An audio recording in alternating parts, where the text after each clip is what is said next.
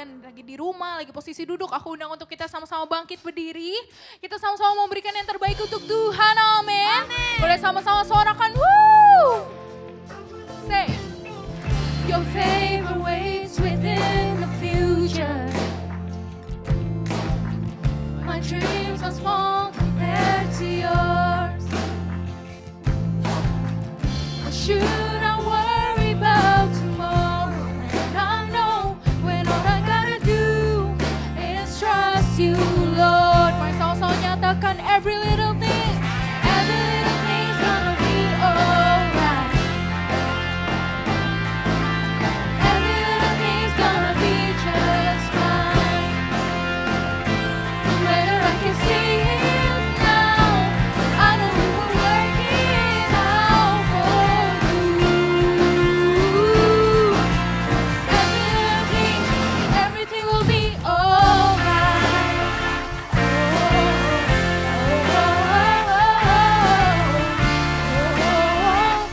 Mari sama-sama dengan senang hatimu nyatakan. Say, behind the scenes and in the details, you plan a perfect way for me, God. You plan a perfect way for me. Would I dwell upon the road of certainties when all I gotta do is look to you? When all I gotta do is look to you. Say every little thing, come on. Every little thing's gonna be alright. Alright. Woo! Every little thing's gonna be just fine. Whether I can see it now, I know you will work it out for you. Everything will be alright.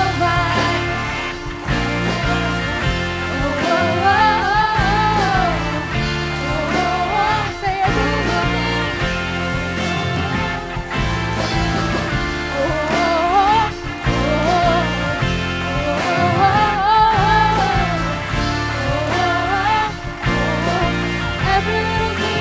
everything will be alright. Teman-teman, siapa yang di sini percaya bahwa Tuhan kita sungguh dahsyat, boleh sama-sama lambaikan tanganmu di rumah.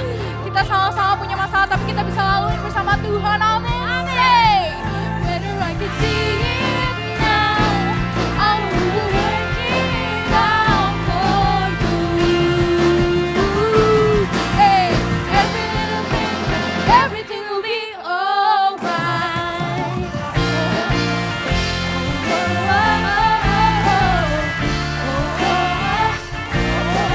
Every little thing, whether I can see it now, I know you will work it out for you. Everything will be alright. Boleh sama-sama kembali yang terbaik untuk Tuhan. Haleluya. Anak-anak muda masih semangat, amin. Amin. Yang masih semangat suarakan haleluya. Woo.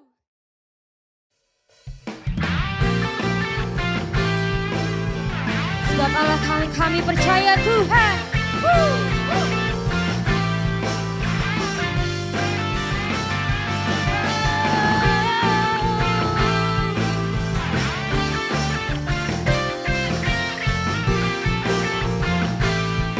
Sama-sama yang percaya katakan,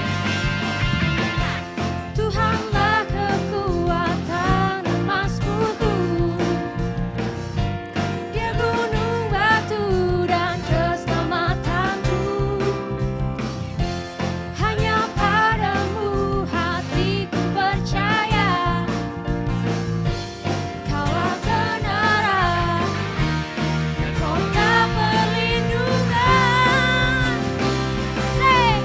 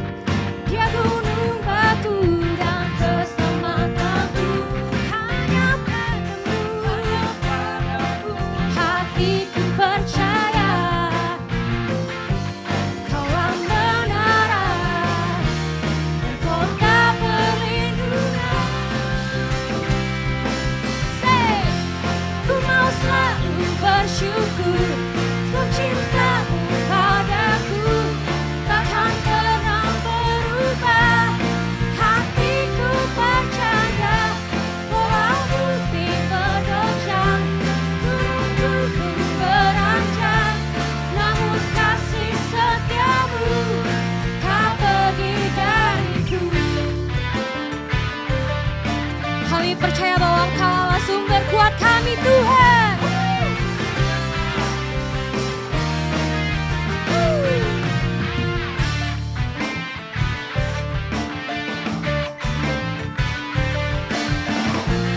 Engkau dahsyat Tuhan untuk setiap kami.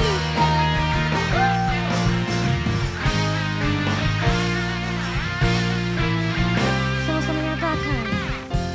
Ku mau selalu bersyukur sebab cintamu padaku takkan pernah berubah. Hatiku percaya walau bumi bergoncang, gunung-gunung beranjak, namun kasih setiamu tak pergi dariku. Anak-anak muda nyatakan, ku mau selalu bersyukur takkan pernah. Kami percaya untukmu Tuhan. Walau bumi bergoncang, gunung-gunung beranjak, namun kasih setiamu tak pergi dariku. Kasih setiamu tak pergi dariku. Kasih setiamu tak pergi dariku.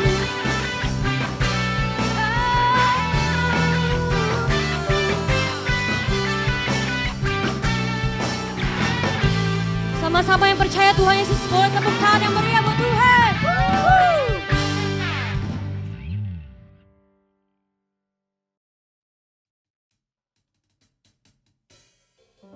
Mari kita siapkan hati kita. Kita mau datang ke hadapan Tuhan dengan hati penuh ucapan syukur.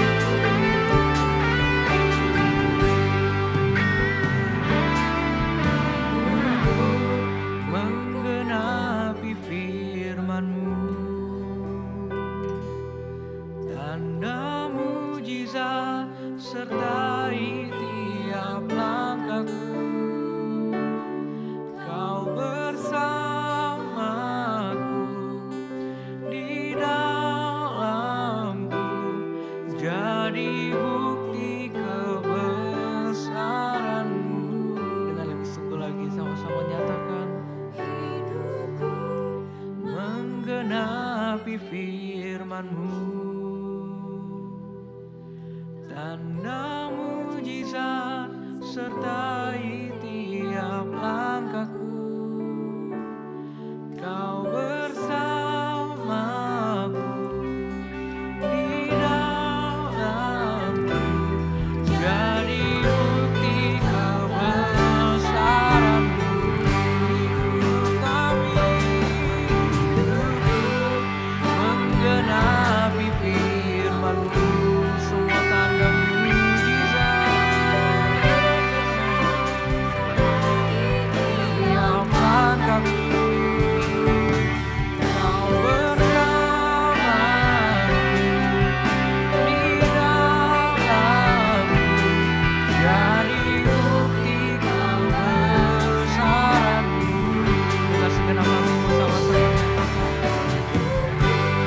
Menggenapi firman-Mu, tanda mujizat sertai tiap langkahku. Kau bersamaku di dalamku, jadi bukti kebesaran-Mu, jadi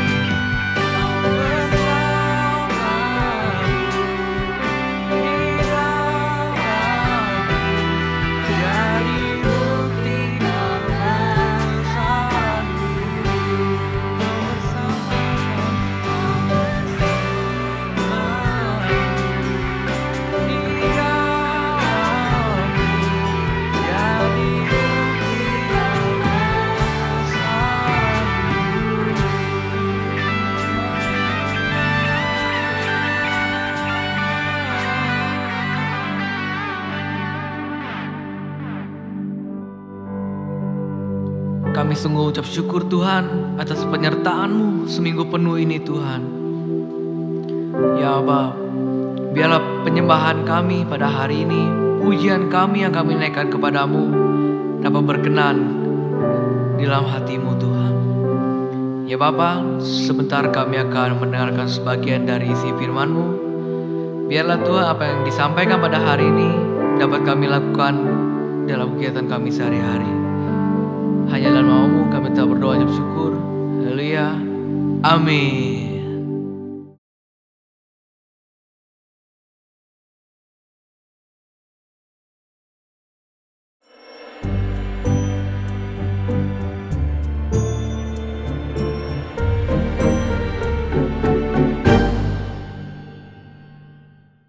Shalom untuk teman-teman JC dan Youth CK7. Kembali lagi nih sama kita di Cintalk, yaitu adalah obrolan cinta zaman now. Nah, sekarang hari ini nih ada sama aku, yaitu Aditya Warman, dan kita juga punya seorang narasumber ahli cinta. Sudah 4 kali di sini. Oh iya. Namanya adalah Dr. William Amore. Halo. Nah, tapi teman-teman sayang banget nih, hari ini kita kehilangan host kesayangan kita, Amanda. Sedih sekali, tapi ya mau gimana lagi teman-teman, karena dia kemarin abis ikut kelas SGL. Dan langsung dipraktekin teori-teorinya sama dia. Makanya dia lagi sibuk menjalin cinta nih. Nah, sembarangan banget kalau ngomong. Ada dia ternyata. Maaf ya, aku telat. Jadi aku tuh salah jalan sebenarnya kesini. Nah, sesuai dugaan saya kan, kau pasti buta peta, enggak? Kau pasti jadi buta karena cinta kan? Enggak. Nah, sudah terbukti bahwa cinta itu buta. Nah, kirain cuma mitos doang, Dok. Enggak. Tapi kayaknya bener ya. Emang? Manda aja sampai salah jadwal dan jalan karena buta cinta. Enak aja, enggak sama sekali. Ini parah nih. Fitnah tau. Aku tuh ada urusan tadi, jadi telat. Daripada ini udahlah, nggak usah masuk. Kita bahas apa sih Dok hari ini? Aku penasaran. Nah, justru hari ini kita mau bahas problem lu nih.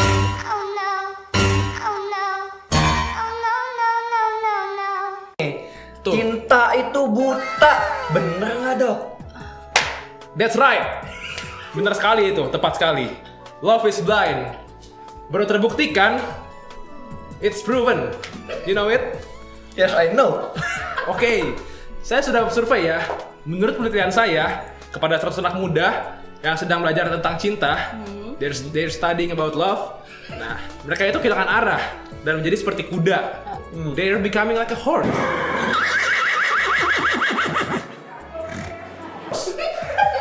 Cuma mereka satu arah doang. Jadi seperti ibarat mereka memakai penutup matanya. Seperti kuda hanya satu arah aja. Seperti itu. Tapi dok, nggak semuanya kayak gitu. Ada juga kok manusia-manusia yang jatuh cinta tapi tetap bisa lihat stabil dan objektif tahu. Tidak mungkin. Tidak. Nah, karena pada saat orang jatuh cinta itu, dunia serasa milik berdua. Oke. Kucing rasa coklat. Yang lain pusing, mereka berdua nikmat.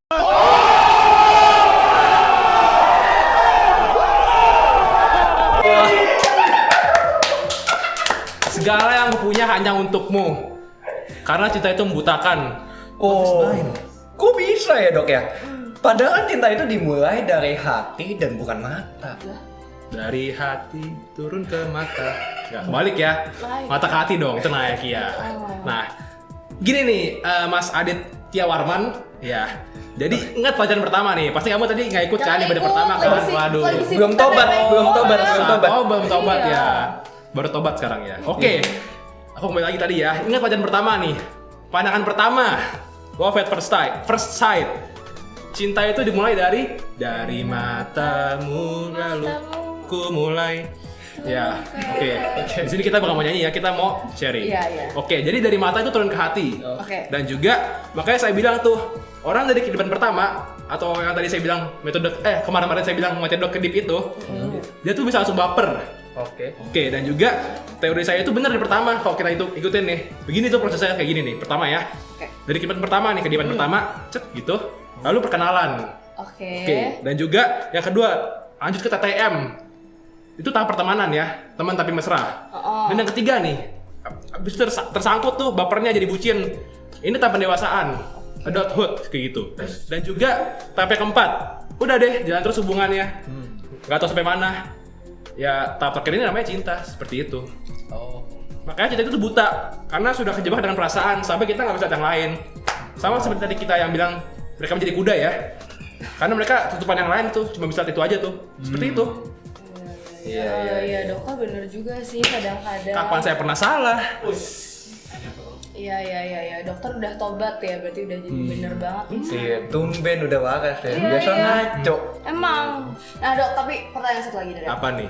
Terus gimana caranya biar nggak salah dalam menjalani hubungan? Ayo ada jawaban Nah, nggak? karena itu aku dengerin teman saya nih yang ahli untuk membuka mata batin, tidak mata orang. Itu bukan ngeliat cinta, beda itu ya. Yang lain. Oke, untuk membuka mata orang-orang untuk melihat kebenarannya mengenai cinta. Yuk sama-sama kita belajar bagaimana cara agar cinta tidak membutakan hati kita. Shalom teman-teman Jesse dan Yud yang dikasih Tuhan Yesus.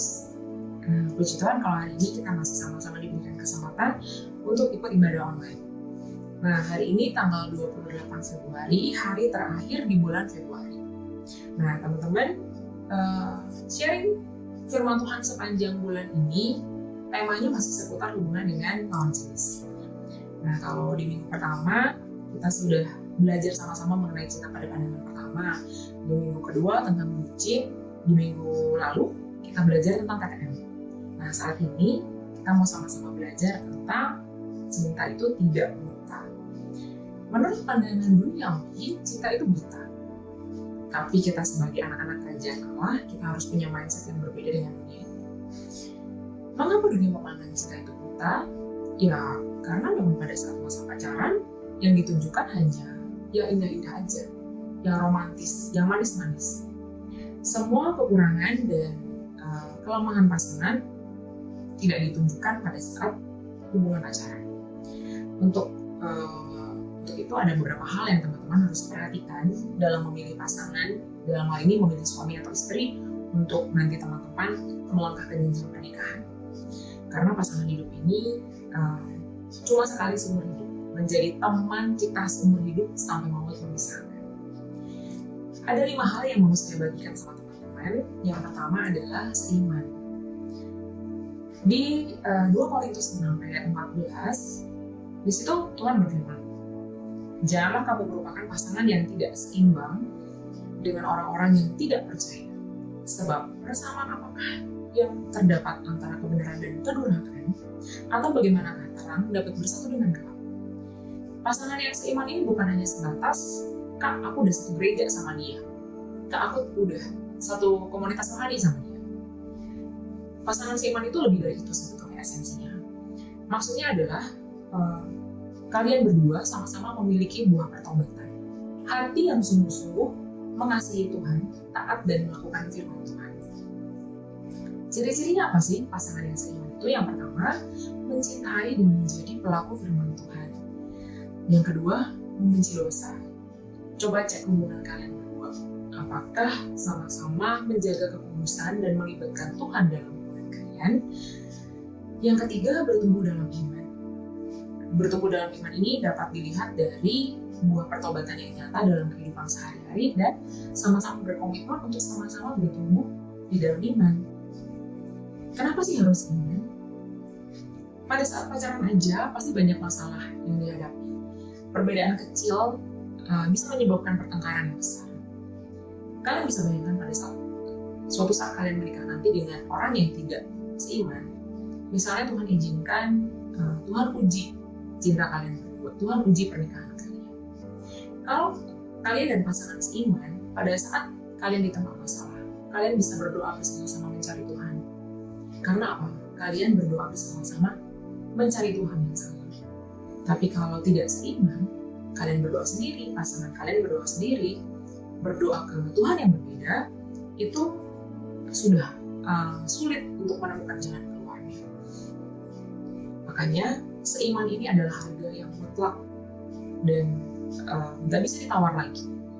Maka dari itu, teman-teman harus berpikir berulang kali kalau misalnya memang saat ini sedang berhubungan dengan pasangan yang tidak seiman. Ada quotes yang sangat bagus menurut saya. Couples that pray together, they will stay together. Betul, seperti yang tadi saya bilang, bahwa pasangan yang seiman mereka akan bisa berdoa bersama-sama dan enaknya mereka akan selalu bersama-sama. Nah, kemudian hal kedua yang teman-teman harus perhatikan adalah karakter. Karakter itu apa sih? Menurut Kamus Besar Bahasa Indonesia, karakter itu adalah tabiat, sifat kejiwaan, akhlak atau budi pekerti yang membedakan seseorang dengan yang lain. Jadi, karakter ini ciri khas. Jadi setiap orang karakternya berbeda-beda. Nah, pada saat teman-teman pertama kali ketemu dengan pasangan kalian, pasti yang dilihat hanya penampilan fisik atau kemasannya.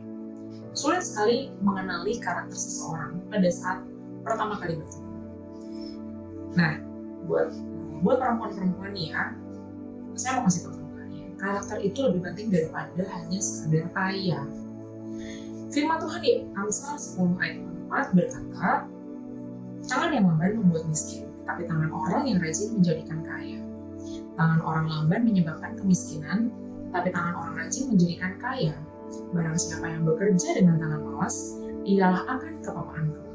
Tetapi tangan orang rajin itu menjadikan kaya. Teman-teman gini, kalau misalnya kalian sekarang sedang pacaran sama orang yang bahasa anak sekarang apa sih? Anak sultan, tajir melintir, kemana-mana kalian diantarin naik mobil mewah. Kalian mungkin fasilitas yang dia pakai saat ini adalah fasilitas dari orang tua, bukan hasil jerih payahnya. Nah, teman-teman harus tahu bahwa lebih baik punya pasangan yang rajin dan pekerja keras dibandingkan pasangan yang cuma bisa pakai fasilitas orang tua aja, cuma bisa mengandalkan orang tua. Karena pada saat nanti kalian menikah, hidup itu tidak selalu mulus. Jadi kita perlu pasangan, kita perlu pria yang rajin dan pekerja keras. Nah, buat buat teman-teman laki-laki, karakter itu jauh lebih penting daripada hanya sekedar cantik wajahnya. Firman Tuhan di 1 Petrus 3 ayat 3-5 berkata bahwa perhiasanmu janganlah secara lahiriah, yaitu dengan mengepang-epang rambut, memakai perhiasan emas, atau dengan mengenakan pakaian yang indah-indah.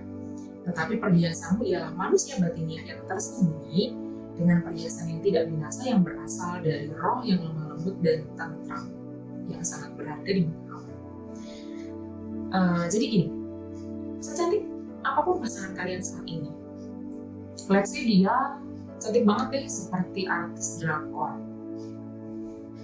tapi dia tidak punya kecantikan hati, dia bukan perempuan bijaksana. Teman-teman harus pikirkan kembali apakah akan tetap melanjutkan hubungan tersebut atau tidak. Misalnya gini, sekarang misalnya kalian sedang pacaran sama perempuan yang cantik, secara fisik dia oke banget, sempurna. Tapi pada suatu saat kalian menikah, karena kalian tidak memperhatikan karakternya, kalian hanya lihat penampilan fisiknya saja. Pada saat kalian menikah, biasanya perempuan-perempuan nanti akan mengelola keuangan keluarga. Nah, pria-pria suami-suami biasanya nanti akan memberikan sebagian besar penghasilannya ke istrinya untuk dikelola dengan baik. Nah, misalnya suatu saat kalian merasa bahwa wah, tabunganku yang aku titipin ke istri kayaknya udah cukup nih. Terus kalian bilang sama istri kalian, ya kita mau beli rumah yuk, kayaknya tabungannya udah cukup deh. Tiba-tiba terus istri kamu bilang gini, aduh uangnya udah habis, karena kan aku harus perawatan, rambut aku harus dirawat, badan aku harus dirawat, wajahku harus dirawat, pakaianku, tas aku juga harus branded. Nah, teman-teman bisa bayangkan kalau dari awal kalian tidak memperhatikan karakternya, kalian hanya fokus sama kecantikan fisik, kalian nantinya akan menyesal pada saat kalian sudah menikah. Saya mau bilang sama teman-teman gini, jangan pernah takut untuk melepaskan pasanganmu, dalam hal ini pacar ya, kalau misalnya karakternya nggak bagus. Kalau misalnya kalian melihat karakternya sama pacaran, kok dia suka foya-foya ya, kok dia sombong ya, kok dia kasar ya. Selama pacaran, kalau karakter itu keluar semuanya, teman-teman bisa menjadi bahan pertimbangan. Ambil keputusan saat ini. Take it or leave it. Karena keputusan kalian ambil saat ini akan menentukan masa depan kalian. Melepaskan pasangan kalian atau pacar pada saat ini itu lebih baik daripada nanti kalian menyesal seumur hidup kalian. Karena pada saat kalian sudah menikah, tidak boleh ada kata bercerai. Gimana sih Kak cara mengenali karakter pasangan kita? Caranya adalah yang pertama, coba deh kalian lihat reaksinya pada saat dia sedang dalam tekanan atau masalah. Biasanya karakter seseorang akan muncul, karakter sesungguhnya itu akan keluar pada saat seseorang dalam tekanan atau sedang dibuat marah. Biasanya karakter aslinya itu akan keluar. Kemudian lihat sikapnya terhadap orang-orang yang lebih orang-orang yang lemah atau di bawah dia. Misalnya dalam hal ini di rumahnya mungkin ada asisten rumah tangga atau ada supir, atau misalnya di kantor di tempat dia bekerja atau di toko dia punya anak buah. Bagaimana dia bersikap terhadap orang-orang yang lebih lemah. Kemudian lihat sikapnya terhadap orang tua dan keluarganya. Apakah dia menghormati orang tuanya? Apakah dia sayang dengan adik atau kakaknya? Itu tadi poin kedua tentang karakter. Yang ketiga, teman-teman harus perhatikan kebiasaan.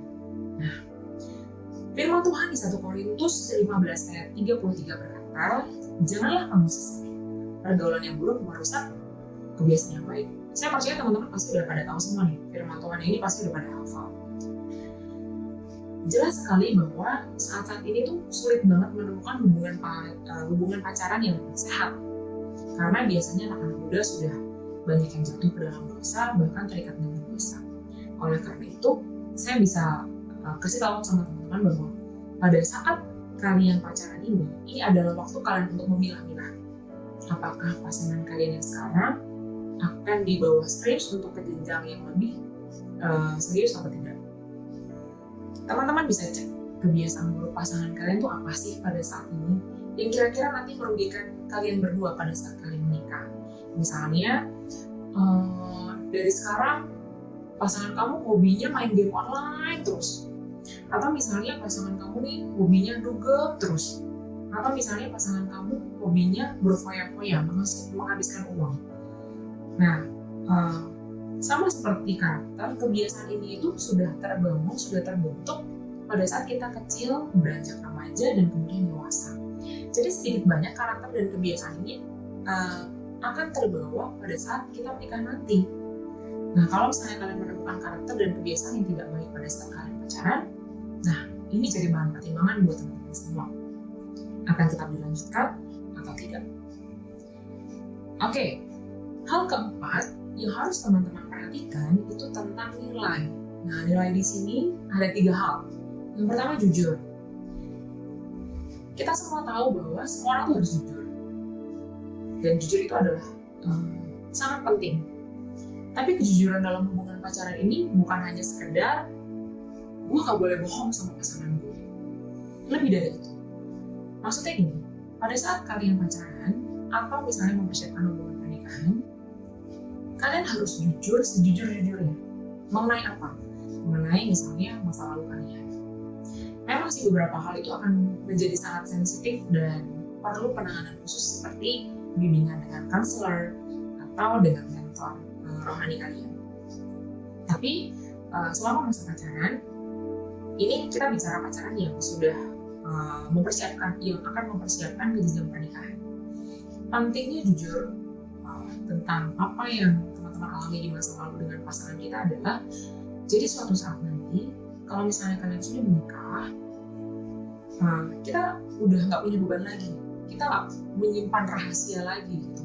Apalagi kalau misalnya nanti sudah menikah, tahu-tahu pasangan kita tahu masa lalu kita dari orang lain, itu akan menyebabkan keributan atau bisa mengakibatkan pertengkaran, bahkan perceraian. Tentu kita nggak mau hal itu sampai terjadi.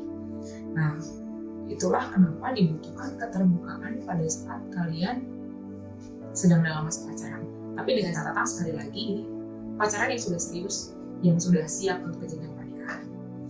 Nah, kemudian kalau misalnya pasangan kalian sudah jujur tentang masa lalunya, pilihannya adalah kira-kira kalian mau melanjutkan atau tidak.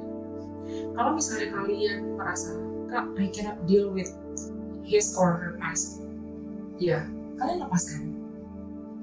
Karena kalau misalnya kalian tetap memaksakan tapi kalian tidak bisa berdamai dengan masa lalu pasangan kalian, itu percuma dijalankan. Karena apa? Nanti pada saat kalian menikah, kalian akan mengungkit-ungkit terus masa lalunya, dan itu nggak baik untuk hubungan pernikahan. Kemudian nilai yang berikutnya adalah bertanggung jawab. Nah, pandangan Alkitab tentang bertanggung jawab itu gimana sih? Ternyata teman-teman, sejak penciptaan Allah, sejak Allah menciptakan manusia di dunia ini, yaitu Adam, manusia pertama, Allah sudah memberikan tanggung jawab sama Adam.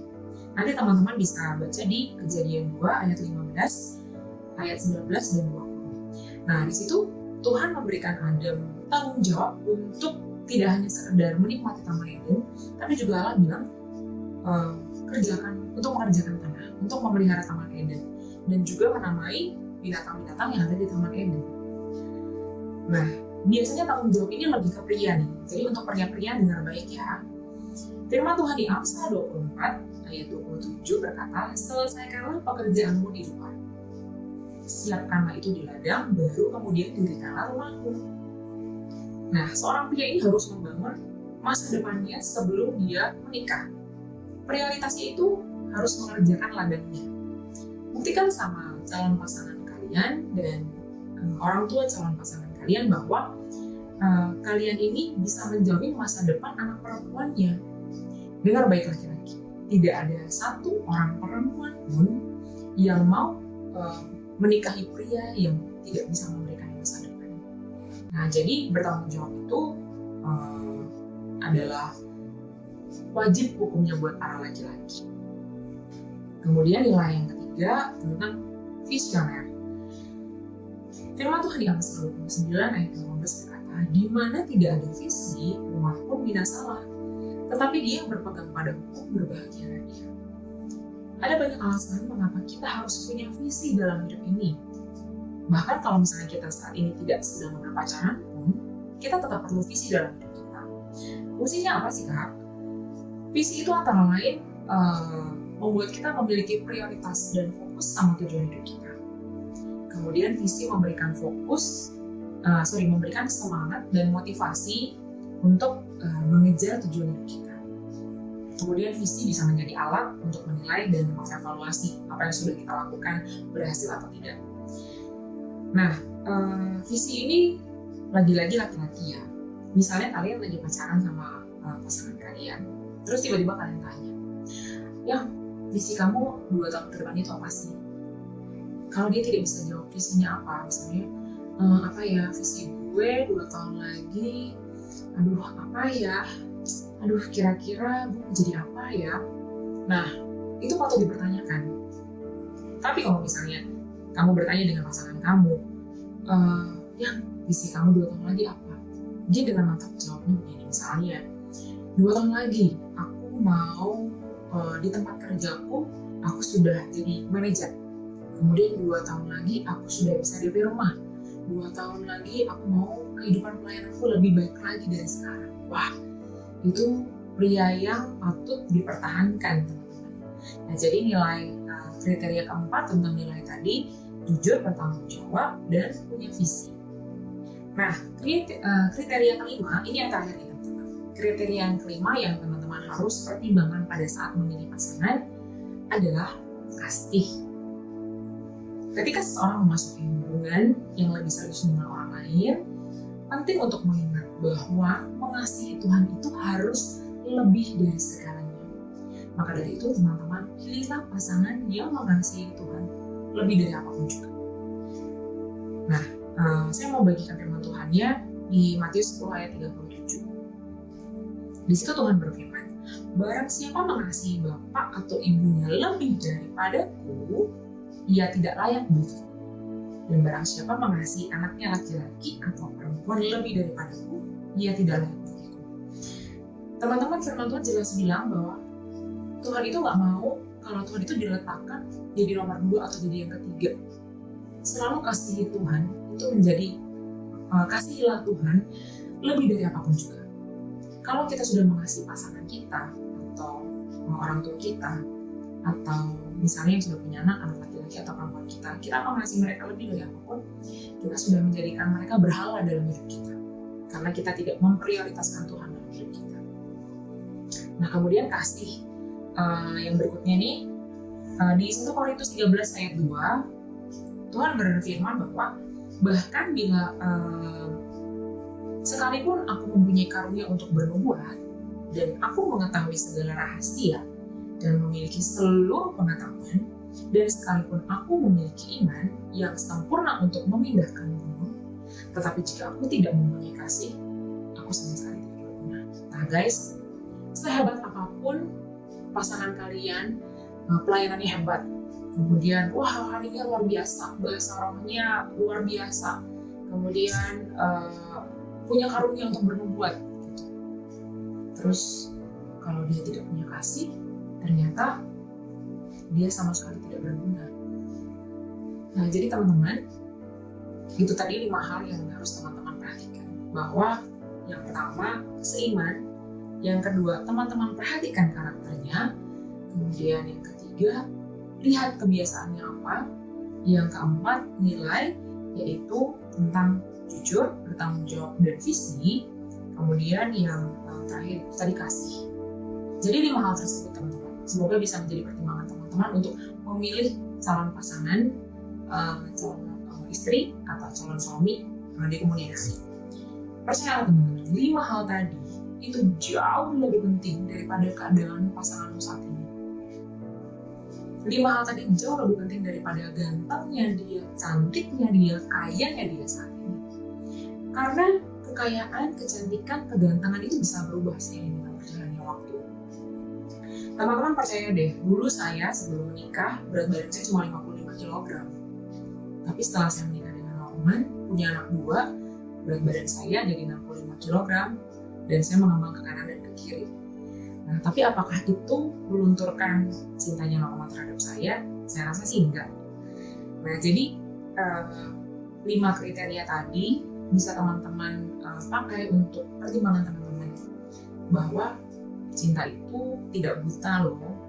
Yang membuat buta adalah nafsu duniawi. Cinta yang sesungguhnya, cinta yang dari Allah itu tidak buta.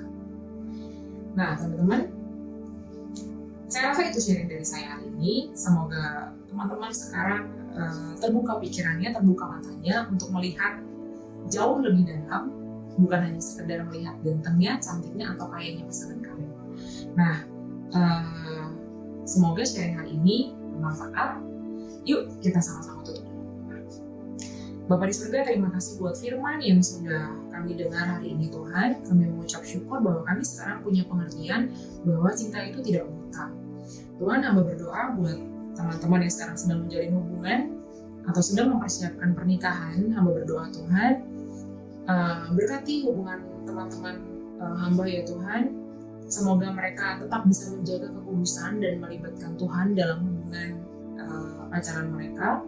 Dan buat teman-teman yang sedang mencari pasangan Tuhan, yang saat ini belum mendapatkan pasangan, Tuhan berikan pasangan terbaik yang berasal daripada Tuhan, yang sesuai dengan kehendak Tuhan. Kami percaya Tuhan, kami anak-anaknya Tuhan, kami bisa menjadi membawa yang terbaik, membawa dampak buat lingkungan sekitar kami. Terima kasih Tuhan Yesus. Mari yang percaya sama-sama katakan amin. Terima kasih teman-teman. Selamat hari Minggu dan Tuhan Yesus memberkati. Nah, sudah mengerti kan bahwa cinta itu baik asal kita mengerti menempatkannya. Love is good if only you know how to place it. Ini bagus. Ini bagus. Selama ini kita salah pikir soal cinta. Betul. Ternyata ada banyak hal yang harus kita pelajarin sebelum kita menjalin hubungan dengan serius. Bener banget That's right. sih, maksudnya aku jadi ngerasa kalau dulu tuh aku terlalu gampangin cinta sama perasaan gitu dan langsung aja tuh kayak nyikat kesempatan yang aku lihat. Oke, nggak apa-apa, it's okay. Cinta itu memang butuh waktu, it takes time. Cinta itu akan lahir dengan sendirinya jika sudah siap. Love will come out itself if only you're ready.